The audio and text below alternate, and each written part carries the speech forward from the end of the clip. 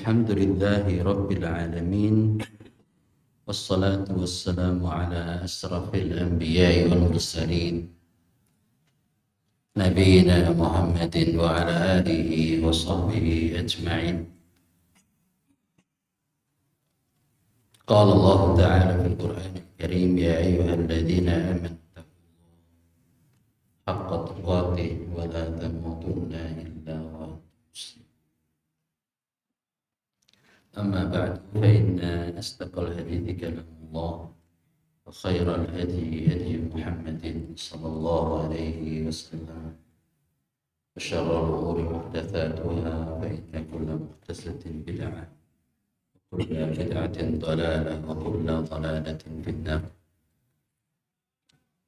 Ma'asyiral muslimin, Bapak Ibu, ikhwan wa akhwat fillah, azani Allah wa iyyakum. Alhamdulillah, kita bersyukur kehadirat Allah Subhanahu wa taala, kita bisa hadir di majelis ilmu kita setiap Selasa sore. Kali ini kita bertempat di Masjid Ar-Rahmat Tanjung. Matur suwun, terima kasih, jazakumullah khair sebanyak-banyaknya untuk para pengurus masjid dan jamaah Masjid Ar-Rahmat yang sudah memberikan tempatnya kepada kami. Semoga menjadi amal saleh panjenengan semua. Hanya Allah yang bisa membalasnya, dan semoga mendapatkan balasan yang sebesar-besarnya. Allahumma amin. Semoga langkah kaki kita menuju tempat ini menjadi langkah yang memudahkan kita masuk surganya Allah Subhanahu wa taala. Semoga di tempat ini Allah curahkan barokahnya untuk kita semua. Sayap-sayap malaikat mengukuhkan kepada orang-orang yang berkumpul di rumah Allah untuk mempelajari Al-Quran dan sunnahnya Nabi Muhammad sallallahu alaihi wasallam. Kita akan lanjutkan kembali pembahasan kajian kita selama bulan Ramadan ini, yaitu melanjutkan kitab Masail Jahiliyah atau tradisi-tradisi jahiliyah yang penting untuk kita ketahui bersama, bukan untuk diamalkan, tapi supaya kita bisa mewaspadainya dan menjauhinya. Nah, kita sampai pada nomor yang ke-22. Sampai pada nomor yang ke-22. Jadi Syekh Muhammad bin Abdul Wahhab rahimahullah mengatakan tradisi jahiliyah yang ke-22, innahum ittakhadhu dinahum lahwa wa la'iba. Masalah yang ke-22, sesungguhnya orang-orang jahiliyah, orang-orang jahiliyah itu berarti orang-orang musyrik, orang ahli kitab dari kalangan Yahudi dan Nasrani, telah menjadikan agama mereka sebagai lahun. Lahun itu senda gurau, guyonan, dan la'bun yaitu permainan. Ini dikisahkan Allah SWT dalam Al-Quran, dicatat surah Al-A'raf, surat Al-A'raf ayat 31. Allah Subhanahu wa taala berfirman, alladzina ittakhadhu dinahum lahwa wa la'iba. Mereka adalah orang-orang yang menjadikan agama mereka itu sebagai bahan candaan, bahan guyonan, wa la'iba, dan bahan permainan. Enggak serius dalam agama. Wa gharrathumul hayatud dunya, mereka tertipu dengan kehidupan dunia, fal yauma, maka hari ini kata Allah di akhirat, nansahum kama nasu liqa'a yaumihim hadza, kami lupakan mereka. Jadi di akhirat kata Allah, kami lupakan mereka sebagaimana mereka melupakan, ya, sebagaimana mereka melupakan pertemuan pada hari ini. Wa ma kanu bi ayatina yajhadun, dan tidaklah mereka dengan ayat-ayat kami kecuali mereka mengingkari. Ini coba.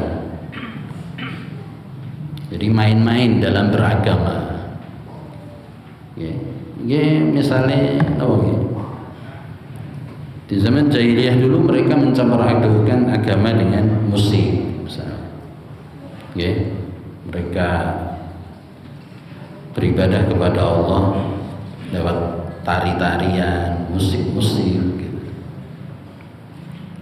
Padahal musik-musik itu alat yang melalaikan, alat-alat permainan, dan nggak boleh dicampur adukan dalam masalah agama. Nggak boleh dicampur dakwah dengan musik, nggak boleh. Apalagi joget-joget, nari-nari, ini termasuk mencampur adukan hak dengan kebatilan. Ini harusnya umat Islam tidak melakukannya, tidak melakukan itu. Perkara yang main-main, perkara yang senda gurau, jangan digabung dalam urusan agama.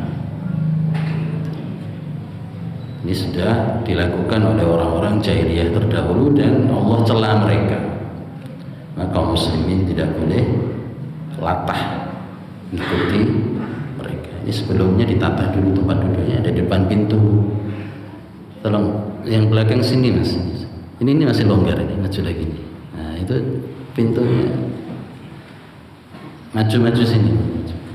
Di depan di sini nggak apa-apa, ini nggak ada kamera sini depan Mas Denny.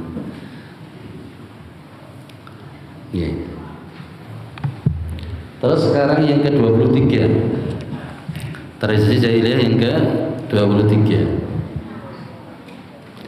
Innal hayatad dunya gharrathum, kehidupan dunia itu menipu mereka. Jadi sungguhnya orang-orang jahiliyah telah tertipu dengan kehidupan dunia. Fadhannu, maka mereka menyangka anna ata'allahi minha yadullu ala ridha, bahwasanya pemberian Allah kepada mereka itu pertanda bahwa Allah ridho kepada kemusyrikan dan kekafiran mereka. Kaqaulihim, sebagaimana perkataannya orang-orang jahiliyah dalam surah Saba, surat Saba ayat 35. Orang-orang jahiliyah mengatakan wa qalu nahnu aktsaru amwalan wa aulada, kami ini lebih banyak hartanya dan lebih banyak anaknya, kata mereka. Kami ini punya banyak anak, punya banyak harta. Wa ma nahnu bimu'adzabin, dan kami nggak mungkin disiksa, diazab, nggak mungkin kami masuk neraka. Ini pernyataannya orang-orang musyrikin dulu, bahwa indikasi hidayah itu orang itu kaya raya atau apa, memiliki harta atau hidupnya enak di dunia. Jadi kalau orangnya hidupnya enak, fasilitas dunianya banyak gitu, hartanya banyak, maka itu pertanda bahwa Allah ridho sama orang itu. Jadi sebaliknya, kalau orangnya itu susah di dunia, miskin, nggak punya harta, nggak punya jabatan, nggak punya dunia, maka itu tanda bahwa orang itu tidak diridhoi Allah. orang itu tidak diberi hidayah oleh Allah. Ini standar ukuran orang-orang musyrikin zaman dahulu. Bahwa dunia itu menjadi ukuran, menjadi standar. Orang ini orang diridhai Allah atau tidak. Dilihat dari duniawinya.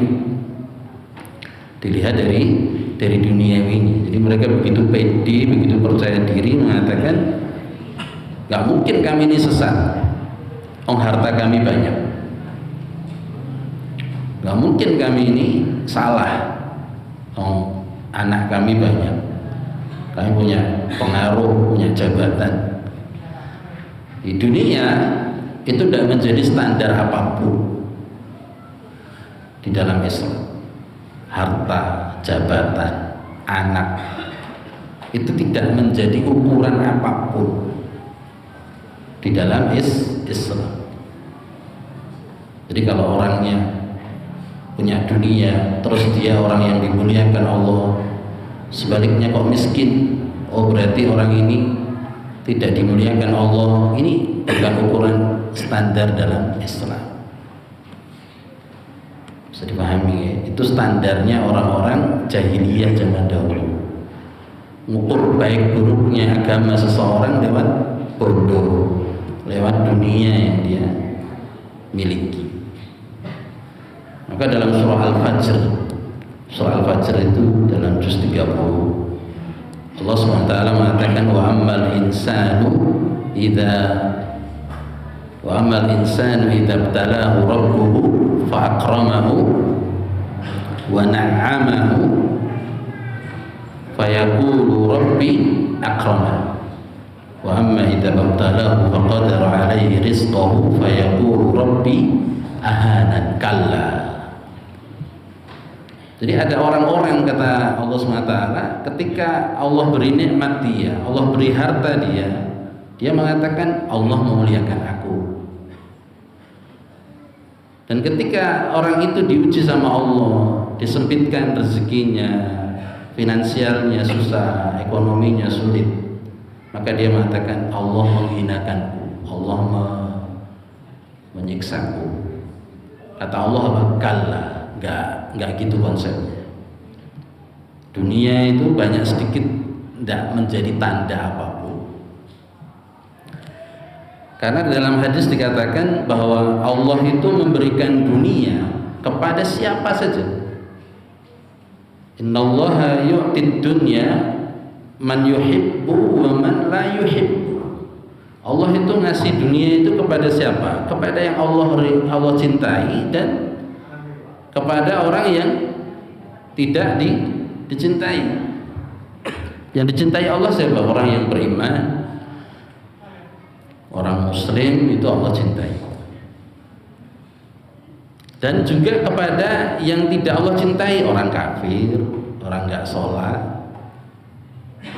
Dunia itu Allah kasih ke siapapun. Yang Allah cintai ya dikasih, yang nggak dicintai dia dikasih. Wa ammad din, tapi nikmat agama,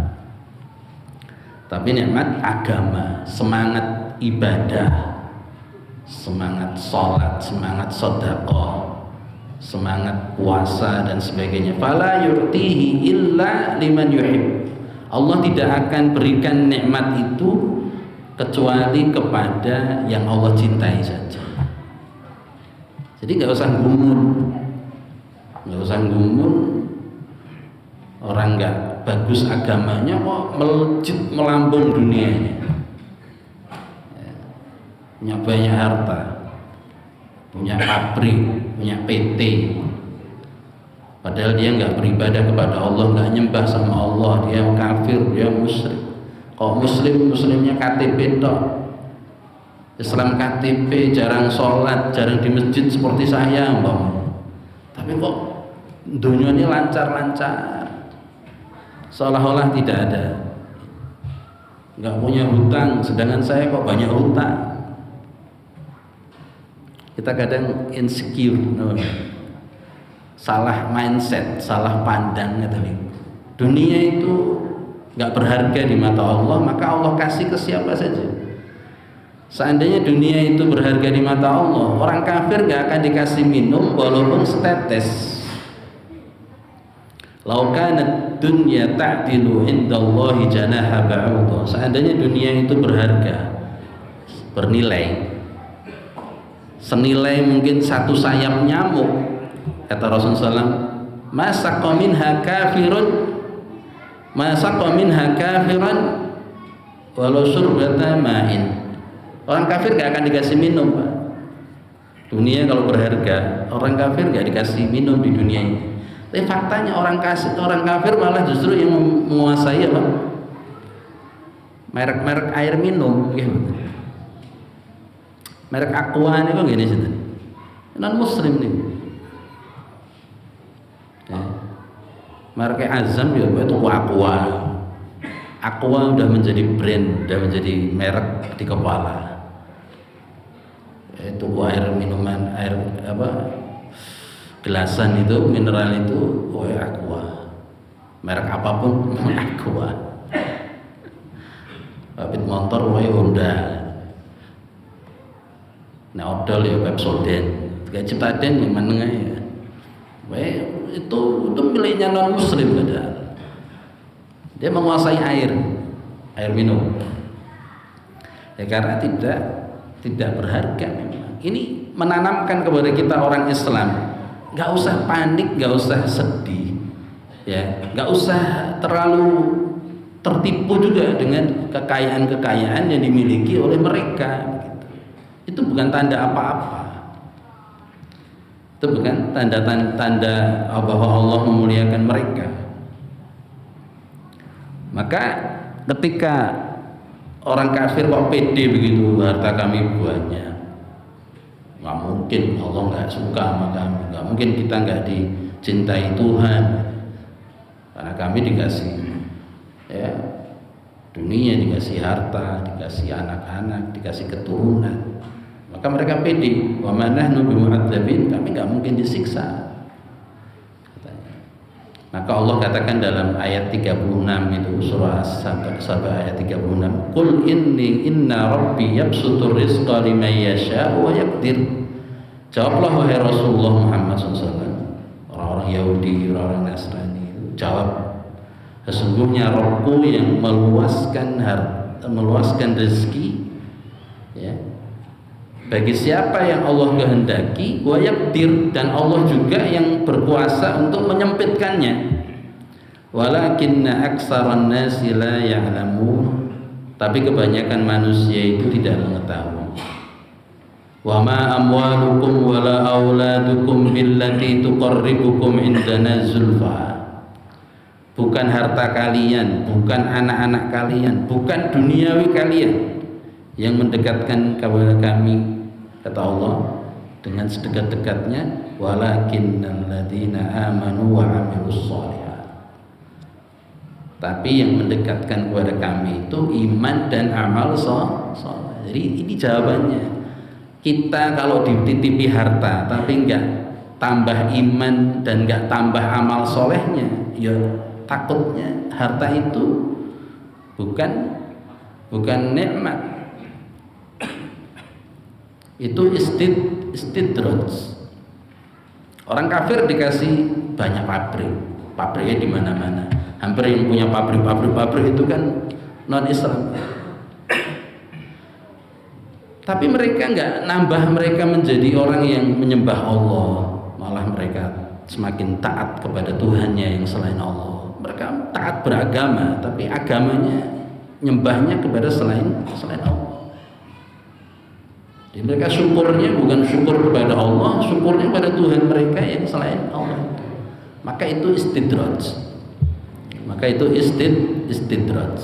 Hanya enak sementara, yang nanti akan berubah itu menjadi apa? Azab, menjadi siksa.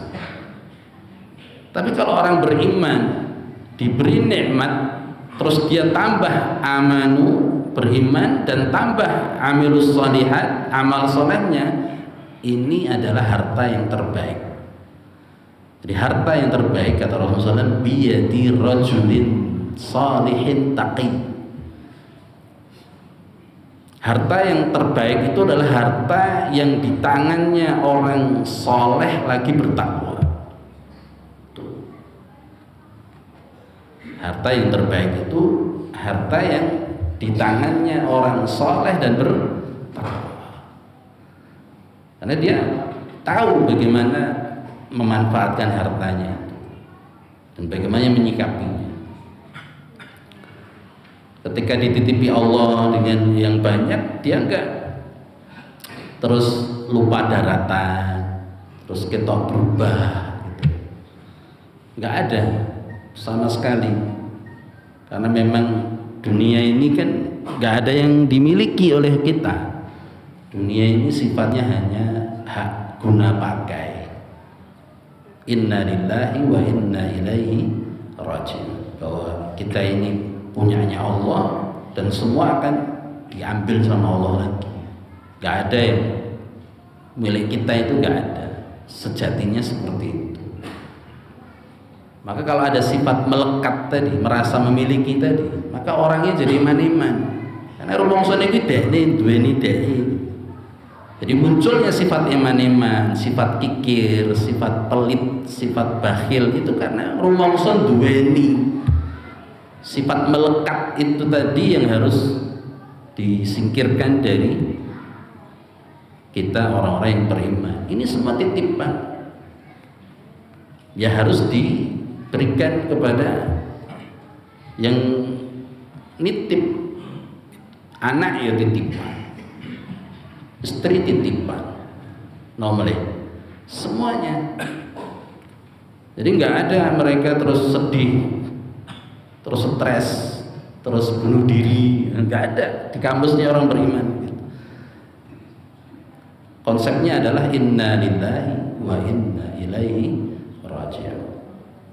Allahumma ajirni fi musibati, kalau dapat musibah ya Allah pahalai aku, wahluf li khairan minha, gantikan untukku yang lebih baik. Itu aja. Hidupnya nyaman, hidupnya enak sekali. Jadi yang ruwet, yang mumet, bikin stres, bikin apa itu kan karena rasa memiliki itu tadi. Dan itu dimiliki orang kafir tuh. Orang kafir itu sampai dia takut mati, ya. Cinta dunianya menyebabkan mereka sampai takut mati. Wedi. Kok anakku piye, aku mati, mereka gimana? Itu enggak ada di kamusnya orang beriman. Karena semua diserahkan sama Allah. Jadi nomor 2-3 ini apa? Standar kebenaran di masa jahiliyah dulu itu menggunakan dunia, harta, jabatan, keluarga, anak. Kalau mulia maka itu kemuliaan seseorang. Kalau dunia nggak ada maka orang itu nggak mulia, nggak dicintai Allah. Ini bukan standar Islam. Standar Islam, kemuliaan Islam itu adalah iman dan amal saleh. Mereka mulia di sisi Allah walaupun nggak berharta, walaupun tidak punya harta. Rasulullah aja gimana? Orang paling mulia di dunia ini sering kelaparan. Waktu perang Al-Ahzab, perang Khandaq, Rasul gali parit. Rasul gali parit kanal strategi perang itu. Rasul sampai mengganjal perutnya itu dengan 2 batu. Ya Rasul karena saking semangatnya itu kelihatan perutnya oleh para sahabat, dan ada 2 buah batu itu diselipkan di balik sabuk beliau diganjel. Laparnya beliau. Sahabat yang lain juga ganjel perutnya dengan batu, tapi cuma 1 batu. Rasul itu 2 sendiri. Jadi sampai sahabat Jabir itu mengatakan Rasul itu menahan lapar yang nggak bisa ditahan oleh orang lain selain beliau. Ya. Bahkan beliau sering kalau makan pagi, sarapan pagi itu nggak ada makanan yang mau dimakan. Hanya Rasul lanjut puasa. Lanjut puasa. Lo bayangkan, mau sarapan aja betul ente. Ya. Dan Rasul ketika perang Ahzab itu menu kerja bakti bikin itu tuh sehari hanya 1 biji kurma. 1 biji kurma, kemudian 1 teguk air. Bayangkan. Tapi beliau adalah manusia yang paling mulia di muka bumi. Kalau kekayaan menjadi standar, Rasul bukan orang benar. Justru Qarun, Fir'aun, Namrud, Abu Lahab, Abu Jahal, orang-orang kaya di kota Mekah, Madinah dari kalangan orang kafir musyrik itu yang mulia. Tapi endingnya justru mereka semua di neraka. Abu Lahab dalam surat Al-Lahab dinas menjadi penghuni neraka. Tabbat yada abi lahabi wa tab. Celakalah kedua tangannya Abu Lahab sama istrinya. Wa imra'atuhu hammalatal hatab. Istrinya Abu Lahab juga. Dan Rasulullah SAW di surganya Allah SWT. Bahkan tidak ada yang bisa masuk surga kecuali setelah Rasul dulu doang. Rasul diberi kemuliaan-kemuliaan, ya, syafaat yang memberikan hanya Rasulullah SAW. Para nabi, para rasul semua angkat tangan di padang mahsyar, diminta untuk memberi syafaat, mereka angkat tangan semua dan menyerahkan kepada Rasulullah. Rasul kita lapar, kelaparan, miskin beliau kadang tidur aja sampai galer-galer bekas tikarnya itu di punggung beliau.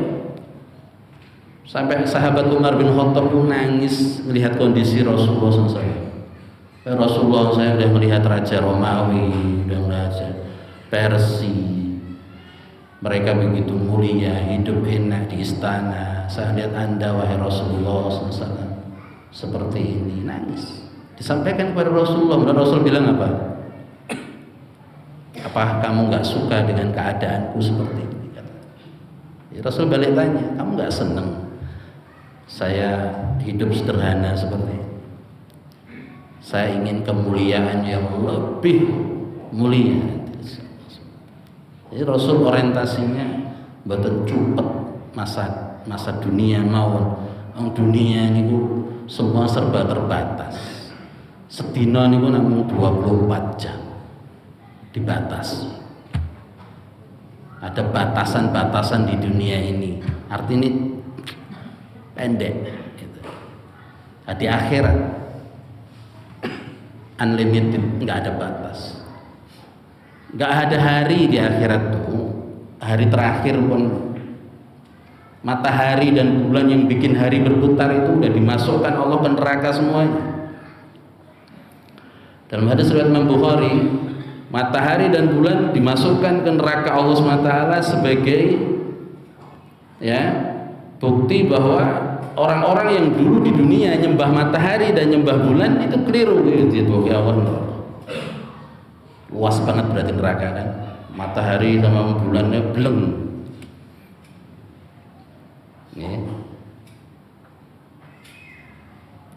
Di sana nggak ada hari lagi, dan nggak 24 jam lagi.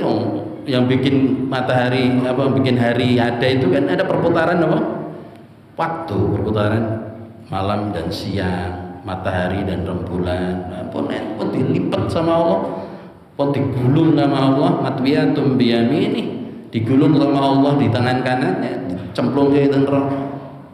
Hari udah nggak ada lagi, waktu udah nggak ada lagi. Disiksa, disiksa terus. Jadi yang bikin menyedihkan di neraka itu mungkin nggak hanya siksaannya jemaah, tapi kapan berhentinya itu tidak ada. Enten kata-kata selama-lamanya itu. Ada yang dunia mungkin yang berdamel ngeten rada rokoso, poso-poso ngeten ya.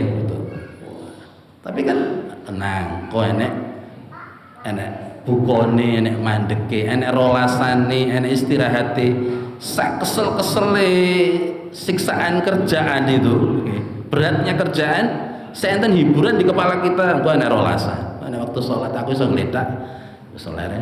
Itu nek donya. Sekeras-kerasnya, sakit-sakitnya di dunia itu nggak akan sakit terus-terusan. Akan enten apa nih? Enten leren nih, ada istirahatnya dan ada berhentinya. Itu Tapi kalau di akhirat, di neraka nggak ada. Jadi di kepalanya para penghuni neraka itu bayangin bahwa ini kapan rampungnya, itu udah siksaan tersendiri, belum siksaannya itu sendiri. Mungkin disetelikong, ditusuk pakai tombak, itu udah siksaan luar biasa. Ditambah ini kapan rampung ini, itu udah menyiksa mereka sendiri. Nah ini yang harus kita pikirkan, unlimited, tanpa ada batas. Al-yawma inda rabbikum ka'alfi sanatin mimma ta'udun. Satu hari itu senilai 1000 tahun di dunia. Terus saya umur 75 tahun ning donya iku mau 1,5 jam ning akhirat. Lagi semono tok, padahal 75 tahun ning donya suwi. Iki 40 tahun men kula suwi. Kesel mikir akeh-akeh. Sirahe siji sing dipikir 40 patang. Niku ning donya urip cuma berapa puluh tahun aja udah capek luar biasa.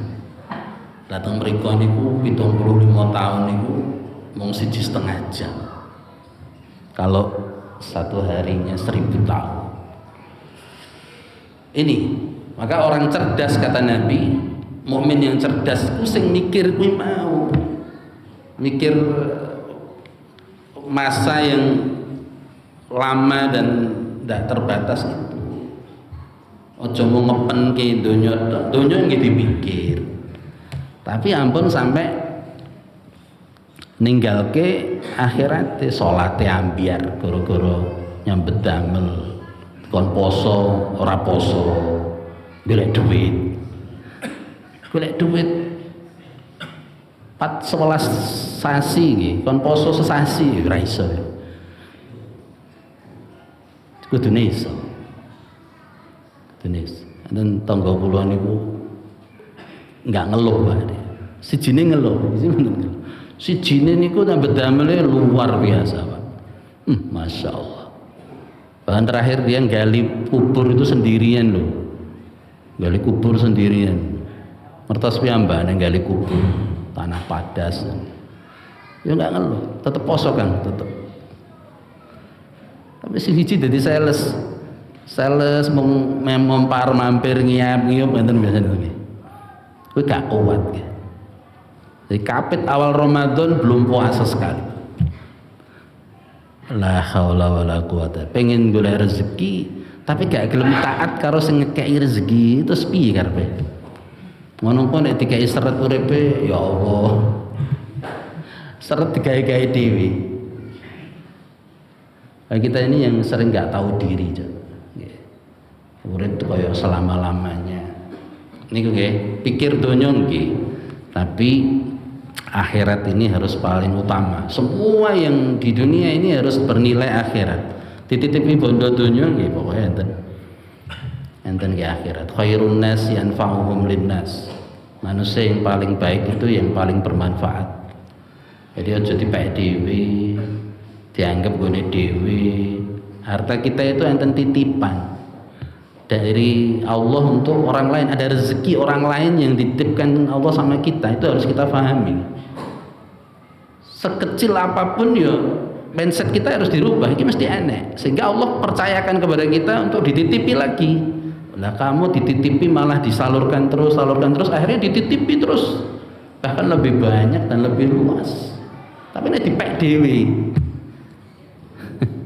dipek dhewe gak dialirkan, gak disalurkan, akhirnya membusuk, tidak bermanfaat.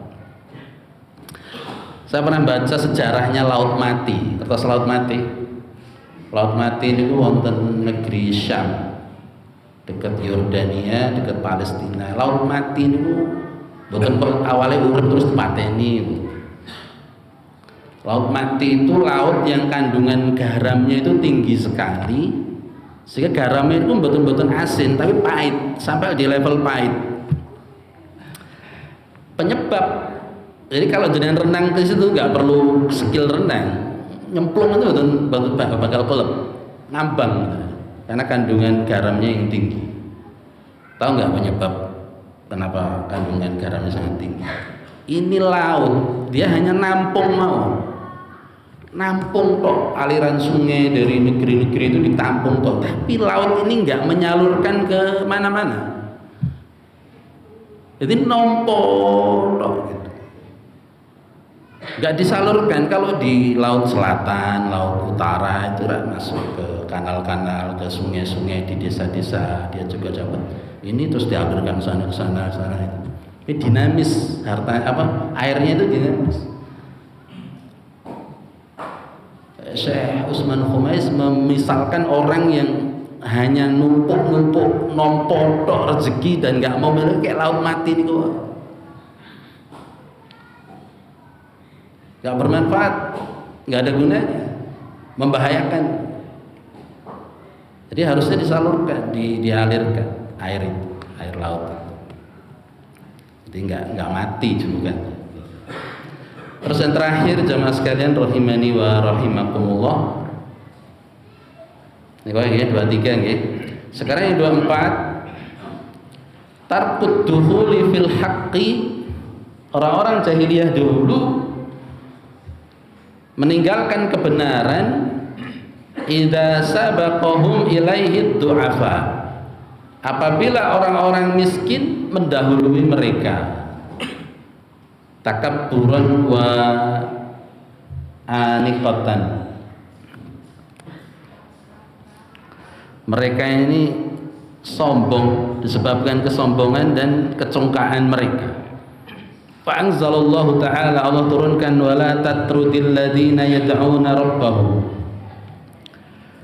Jangan kamu mengusir orang-orang yang menyeru Tuhannya. Ini kata Allah dalam surah Al-An'am ayat 50 ayat 52. Ya. Jadi dulu Rasulullah SAW dipenging sama Allah SWT, jangan usir orang-orang lemah, orang-orang yang menyembah roh mereka. Bil ghudati wal 'asyi yuriduna wajhah, yang mereka ini senantiasa berdoa kepada Allah di waktu pagi dan sore. Yang disebut oleh Al-Quran ini ternyata sahabat-sahabat yang miskin waktu itu ada 4 ya di dalam ayat tadi surah Al-An'am. Jangan usir orang-orang ini siapa? 4. Nah, pertama Bilal bin Rabah. Ngertos nggih Bilal? Bilal itu sahabat yang budak hitam ya, bukan orang merdeka waktu itu. Kemudian Suhaib bin Sinan, ini juga Suhaib bin Sinan Ar-Rumi. Kemudian Ammar bin Yasir. Kemudian Khabbab ibn al-Arad. Sahabat Nabi 4 ini yang dimaksud dalam ayat ini. Jangan diusir sahabat-sahabatmu yang miskin itu. Orang-orang kafir itu nggak mau, orang-orang jahiliyah nggak mau masuk Islam, duduk di hadapan Nabi karena apa? Ada orang-orang miskin tadi. Berarti dulu udah ada apa? Udah ada level-levelan di kalangan orang-orang jahiliyah itu. Nggak level. Kami ini pejabat, kami ini orang kaya, nggak masuk ngaji bareng fakir miskin kayak gini, malulah kami. Bikinlah kajian di hotel biar kami nggak malu. Bikinlah kajian yang nggak umum, nggak dibuka untuk awam, khusus pengusaha-pengusaha, khusus pejabat-pejabat. Kami kan malu kalau kumpul bareng mereka. Nah, ini pola-pola jahiliyah yang Allah langsung tegur Nabi Muhammad SAW, jangan diusir sahabat-sahabatmu yang miskin, yang mereka ini punya sifat apa tadi? Selalu berdoa kepada Allah, ikhlas mengharapkan wajah Allah. Hanya gara-gara pekewo sama orang-orang musyrikin yang apa? Yang punya status tadi, status sosial tadi. Jadi mereka nggak mau masuk Islam, nggak mau mengikuti dakwahnya Rasulullah SAW, karena itu tadi pengikutnya Rasulullah rata-rata orang-orang bukan kaya raya, bukan pejabat yang status sosialnya tinggi.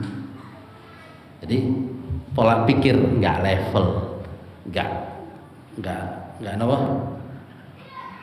nggak kelas, nggak kasta sekasta, nggak seini, itu pola pikirnya, Pak. Mindsetnya orang mukmin, orang beriman itu ketakwaan yang membedakan. Justru itu tadi termasuk nyinyir kepada orang lain itu bahaya. Bisa jadi dia lebih mulia di sisi Allah Subhanahu wa ta'ala. Inna akramakum indallahi atqakum. Yang paling mulia di sisi Allah itu yang paling takwa, bukan yang paling banyak hartanya, paling tinggi jabatannya, paling besar gajinya.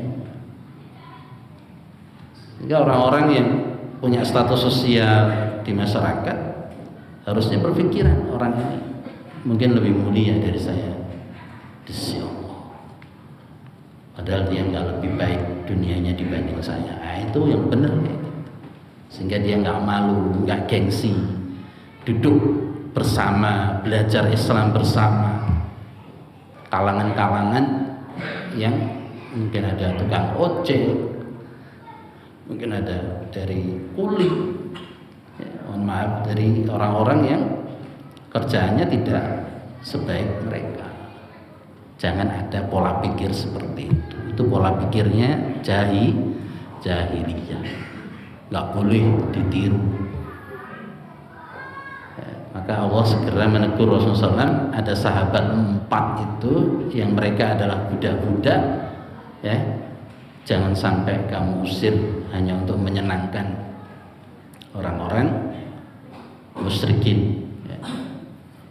Bahkan dulu ketika Rasulullah SAW didatangi oleh sahabat Abdullah bin Umi Maktum yang buta, yang ya miskin, lalu Nabi SAW ketok kecut, gitu. Abasa, ketinggal rada pripun, gitu.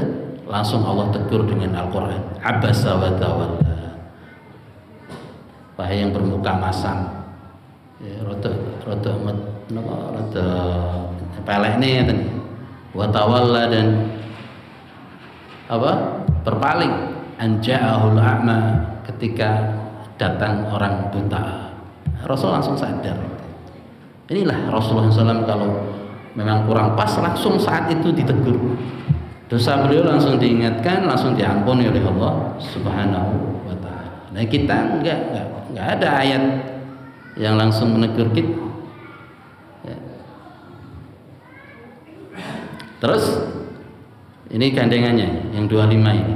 Al istidlalu ala butlanihi bisabqid du'afa. Kaqaulihi law kana khairan ma sabaquna ilaihi. Untuk menentukan kebatilan sesuatu, mereka berdalil dengan masuknya orang-orang lemah terlebih dahulu ke dalam. Oh, pengikutnya kok rata-rata orang lemah ekonomi, lemah status, ya, bukan orang-orang penting di masyarakat. Ini meski nggak bener ini, nggak beres ini Muhammad SAW. Jadi ukurannya begitu.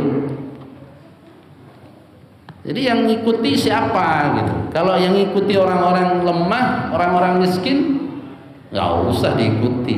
Ini standar penilaian mereka begitu.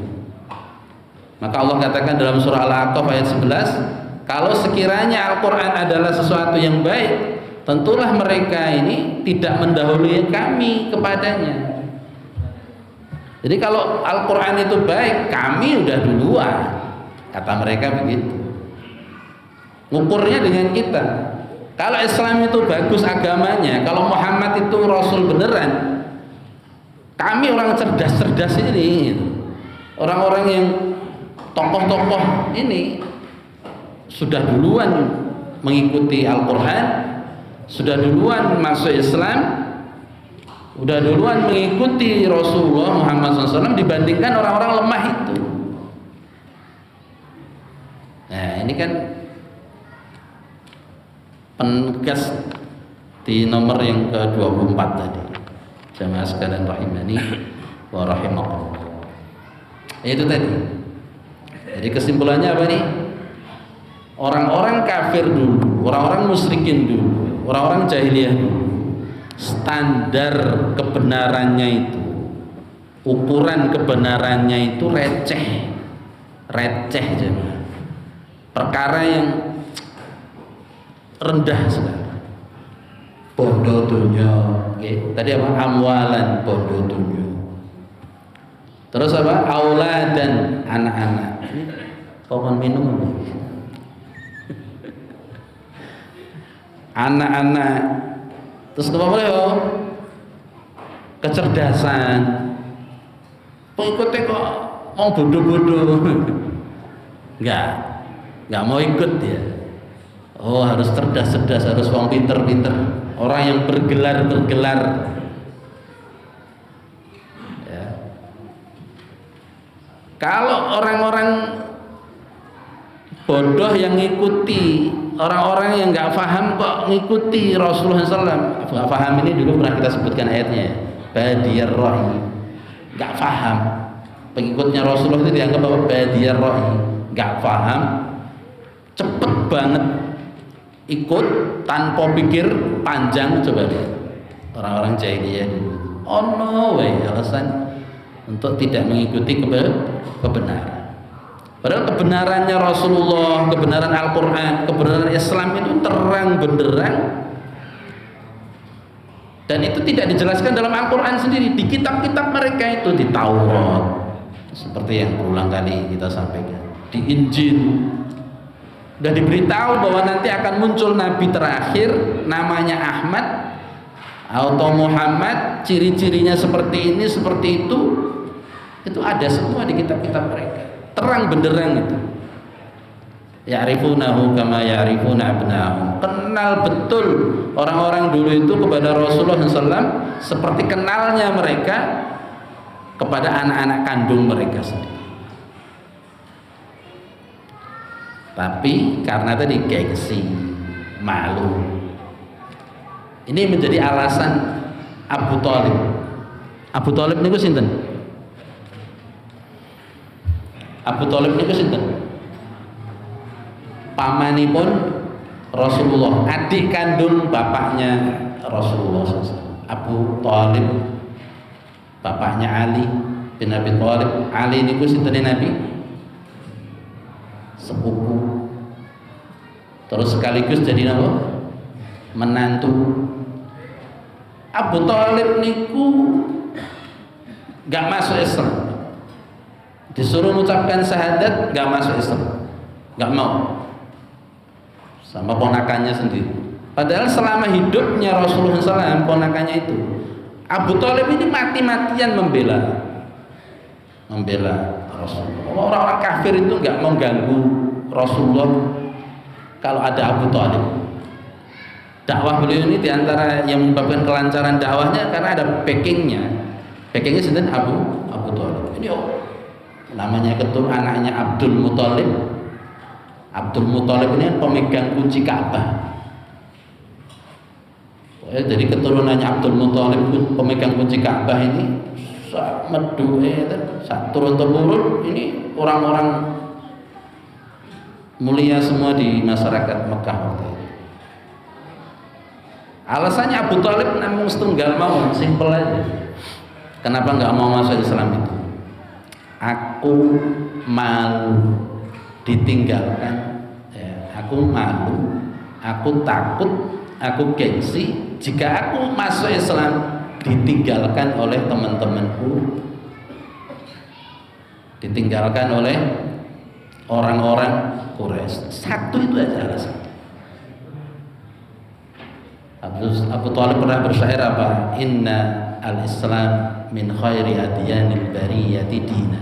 Islam itu agama manusia yang terbaik, agama yang dipeluk oleh manusia, agama yang terbaik. Ini persaksiannya siapa? Abu Thalib. Tapi ketika sakaratul maut langsung ditalkin oleh Rasulullah SAW gak mau. Ya ammi, qul la ilaha illallah, wahai pamanku, ucapkan la ilaha illallah. Kalimatun uhajulaka biha indallah. Ucapkan itu wahai pamanku, nanti kalau engkau mau mengucapkan itu, aku akan bela mati-matian nanti dirimu di hadapan Allah Subhanahu wa taala. Tapi Abu Thalib apa? Waktu itu ada Abu Jahal merecoki, "Apa kamu benci agama bapakmu?" Akhirnya dia nggak mau mengucapkan. Maka Abu Thalib ini karena jasanya kepada Rasulullah sangat besar, ya, maka dia mendapatkan syafaat dari Rasulullah. Jadi satu-satunya orang kafir yang dapat syafaat dari Rasulullah ya Abu Thalib ini. Tapi syafaatnya bukan nggak disiksa, tapi Abu Thalib adalah penduduk neraka yang paling apa? Paling ringan. Inna ahwana ahlin nari yaumal qiyamah Abu Thalib. Jadi orang yang paling ringan siksaannya nanti pada hari kiamat adalah Abu Thalib. Dia meletakkan kakinya di permukaan neraka jahanam, yaghli dimau. Jadi mendidih isi dari kepalanya, dari otak. Ini dirasakan oleh Abu Thalib, orang yang paling ringan adabnya. Poin dari Abu Thalib maksudnya adalah dia ini menolak kebenaran dari ponakannya. Ajaran Islam sepele, isin. Aku isin, aku gengsi ya, nek melu kowe iki isin. Bukan masalah yang lain. Ngaku dia, ngakui Muhammad itu bener. Islam itu yang terbaik. Dibela-belain siap mati ya. Abu Thalib itu selalu garda terdepan. Siapa yang berani menyentuh ponakanku, tebas lehernya. Itu sumpahnya Abu Thalib. Yang berani ganggu ponakanku selama aku masih hidup, berurusan sama aku. Sampai segitunya. Harusnya kan tinggal login, tinggal asyhadu alla ilaha illallah, selesai. Tapi enggak, rasa malu isin kopiye koncoku terus piye. Suku Quraisy gimana? Quraisy itu suku terbaik yang dipercaya sama Allah untuk mengurusi Ka'bah, itu Quraisy, bukan yang lain. Nah aku masuk Islam gimana? Katanya begitu. Jadi orang bisa menolak kebenaran bukan karena nggak ngerti itu kebenaran, tapi karena apa? Karena apa jemaah? Isin, malu, gengsi, tekewuh dan sebagainya. Dan itu sudah dijelaskan di dalam sejarah ya, di masa-masa jahiliyah zaman dahulu. Oke, mungkin ini yang bisa kita kaji pada sore hari ini. Semoga bermanfaat. Ditandai sampai nomor 25. Insyaallah kita akan lanjutkan di nomor selanjutnya. Insyaallah ketemu lagi di hari Selasa yang akan hari Sabtu yang akan datang. Teng pundi? Sepat Masjid Darun Ni'mah. Insyaallah taala kita anjang sana dalam rangka ziarah silaturahmi. Kita ketemu dulur-dulur ya, ukhuwah kita tambah erat, sesama muslim muslimah ya. Jadi kita keliling-keliling selama Ramadan ini, semoga membawa berkah untuk semuanya. Dan saya mewakili teman-teman ucapkan terima kasih sebanyak-banyaknya ya, sekali lagi kepada para jamaah Masjid Ar-Rahmat. Ngapunten nempun ganggu. Dan terkhusus untuk DKM Masjid ya, Ar-Rahmat, kami ucapkan jazakumullah khairan. Semoga ini menjadi program dakwah di masjid ini dan membawa manfaat. Banyak salah, banyak khilaf, mohon dimaafkan. Dan nanti jika ada sampah-sampah, mohon teman-teman dirawat sendiri-sendiri sampah plastiknya, jaga kebersihan, jangan meninggalkan kotoran di masjid. Barakallahu fikum, jazakumullah khairan, wallahu a'lam bishawab. Kita akhiri dengan doa kafaratul majlis. Subhanakallahumma bihamdika asyhadu an la ilaha illa anta astaghfiruka wa atubu ilaik. Assalamualaikum warahmatullahi wabarakatuh.